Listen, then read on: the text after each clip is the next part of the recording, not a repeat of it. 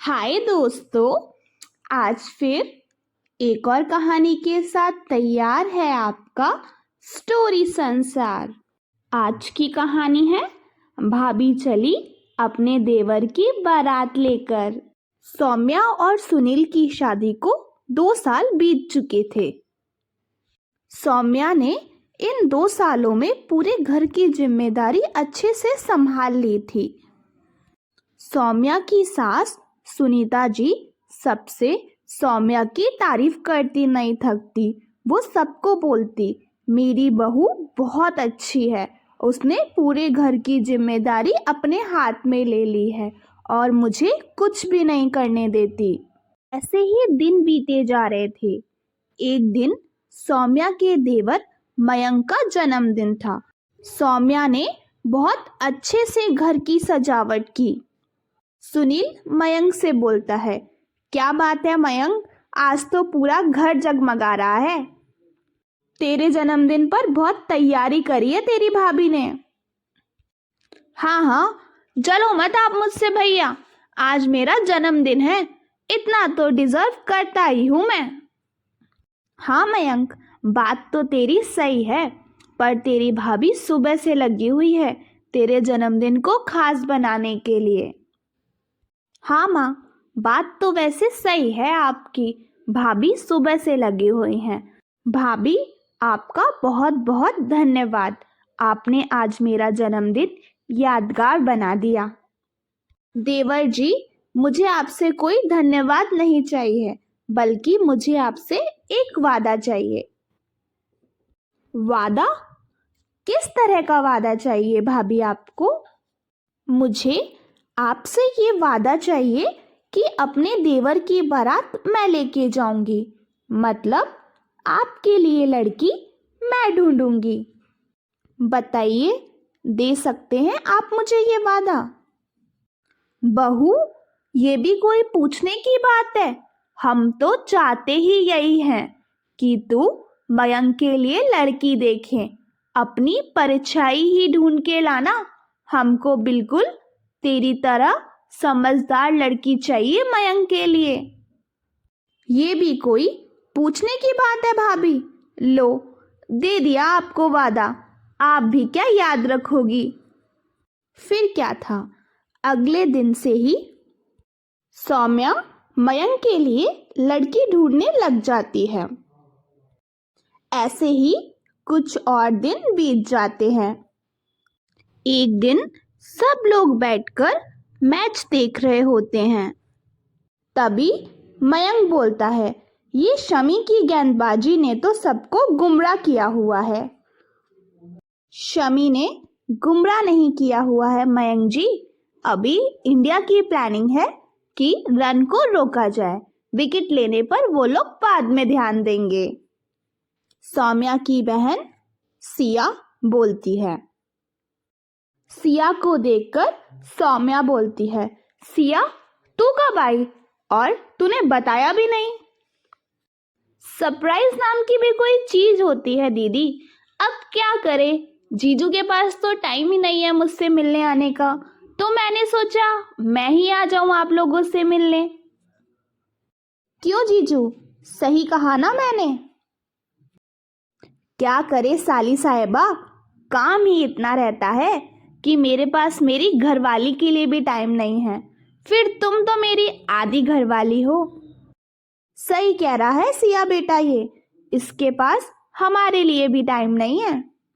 तुम भी अंदर आके बैठ जाओ और हमें बताओ आगे मैच में क्या होने वाला है। हाँ सिया, अंदर आ जा, तू भी बैठ इन लोगों के साथ, जब तक मैं तेरे लिए कुछ अच्छा सा बना कर लेकर आती हूँ। ऐसे कैसे दीदी, आप काम करो और मैं मैच देखूं?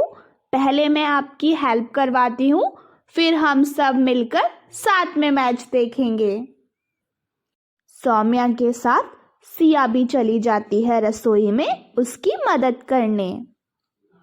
सिया को देखकर सुनीता जी बोलती हैं, कितनी संस्कारी लड़की है सिया, बस थोड़ी चुलबुली है, बहुत ही अच्छे घर से रिश्ता जोड़ा है मैंने, सौम्या भी कितनी संस्कारी है।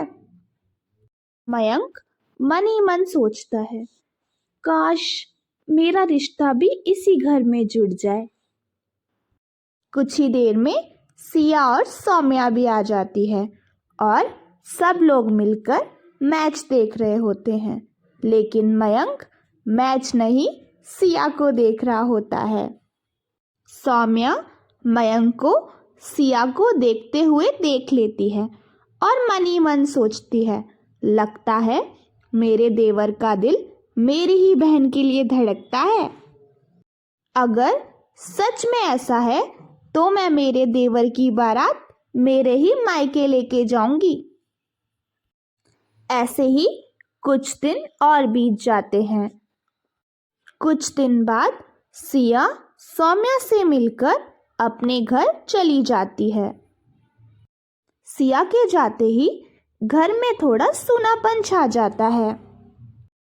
इस पर सुनीता बोलती है, सिया के जाते ही घर में सूनापन आ गया है। तेरी बहन है तो हंसमुख, सबका दिल लगाए रखती है। अगर ऐसी बात है माँ जी, तो क्यों ना मैं सिया को ही इस घर की रौनक बना लूं, मतलब मेरी बहन को ही मेरी देवरानी बना लूं। बहू, तूने तो मेरे मन की बात ही छीन ली। मैं खुद तुझसे इस बारे में बात करना चाहती थी, लेकिन मुझे लगा कहीं तुझे बुरा ना लग जाए। कितनी अच्छी लगेगी ना सिया और मयंक की जोड़ी।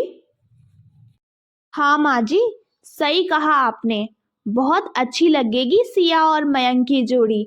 और सिया के तो भाग ही खुल जाएंगे, उसे आप जैसी सास जो मिलेगी, जो एकदम माँ जैसा प्यार करती है। सौम्या और सुनीता की बातें मयंक चुपके से सुन लेता है और बहुत खुश हो जाता है। मयंक अपने कमरे में आ जाता है और बोलता है, वाह भगवान, क्या भाभी दी है आपने मुझे। भाभी हो तो सौम्या भाभी जैसी, जो बिना बोले ही अपने देवर के दिल का हाल जान लेती है। सौम्या सुनील से भी मयंक और सिया के रिश्ते के लिए बात कर लेती है और सुनील भी मयंक और सिया के रिश्ते के लिए राजी हो जाता है। घर के सब लोग मयंक और सिया की शादी के लिए राजी हो जाते हैं। अगले दिन सुबह सब सिया के घर रिश्ते की बात करने जा ही रहे होते हैं, तभी अचानक सौम्या के फोन पे उसकी माँ का कॉल आता है। सौम्या फोन पे बात करते करते अचानक जोर जोर से रोने लगती है। तभी सुनीता बोलती है, क्या हो गया बहू, तू रो क्यों रही है और फोन पर कौन है। सौम्या बोलती है, मम्मी जी, वो सिया हमारे स्वागत के लिए रसोई में काम कर रही थी, तभी अचानक सिलेंडर लीक हो गया और सिया को काफ़ी चोट आ गई है, वो अभी हॉस्पिटल में है। सौम्या की बात सुनकर मयंक बोलता है, क्या, कैसे हुआ ये सब, जल्दी से हॉस्पिटल चलो, कौन से हॉस्पिटल में है सिया। मयंक सबको हॉस्पिटल लेके आ जाता है। हॉस्पिटल में सिया का ऑपरेशन चल रहा होता है। सिया के माता पिता पहले से ही अस्पताल में होते हैं, वो लोग भी जोर जोर से रो रहे होते हैं। कुछ ही समय बाद डॉक्टर ऑपरेशन थिएटर से आते हैं और बताते हैं कि सिया के फेस पर आग की लपटें नहीं गई हैं, लेकिन उसकी 50% बॉडी जल चुकी है, जिसको रिकवर होने में टाइम लगेगा। ऐसे ही कुछ और दिन बीत जाते हैं। एक दिन सिया बैठे बैठे सोच रही थी, ये सब अचानक क्या हो गया मेरे साथ। मैं तो मयंक जी को मन ही मन अपना पति मान चुकी थी, लेकिन अब तो वो मुझसे क्या ही शादी करेंगे, मेरी तो किस्मत ही खराब है। तभी सौम्या, सुनीता और मयंक सिया से मिलने आते हैं। सिया भी अपने जले हुए पार्ट्स को अच्छे से कवर कर कर नीचे आ जाती है। तभी सिया सबके बीच में आकर बैठ जाती है। सुनीता जी सिया से पूछती है, बेटा अब कैसी है तुम्हारी तबीयत? सिया बोलती है, अब ठीक हूँ आंटी जी। घाव भरने लगे हैं, दर्द का एहसास नहीं होता, लेकिन निशान दर्द का एहसास कराई देते हैं और ये याद दिलाते रहते हैं कि अब मेरी जिंदगी पूरी तरह से बदल चुकी है। कुछ नहीं बदला है सिया, इसीलिए आज मैं अपने पूरे परिवार के साथ आई हूँ अपने देवर का रिश्ता लेकर तुम्हारे लिए। तुम बताओ, तुमको ये रिश्ता मंजूर है?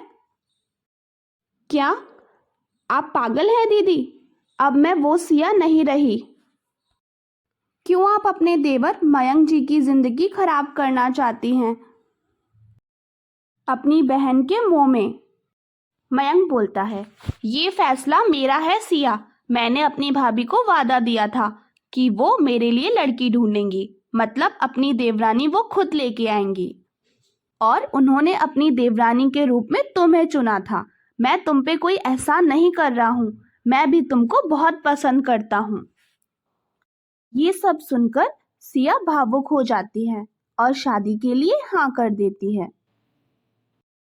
और कुछ ही समय बाद सौम्या अपने देवर मयंक की बारात लेकर जाती है अपने मायके में और सिया को अपनी देवरानी बनाकर ले आती है।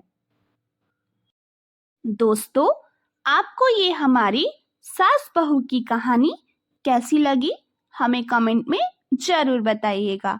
साथ ही वीडियो को लाइक और चैनल को सब्सक्राइब भी कीजिएगा। धन्यवाद।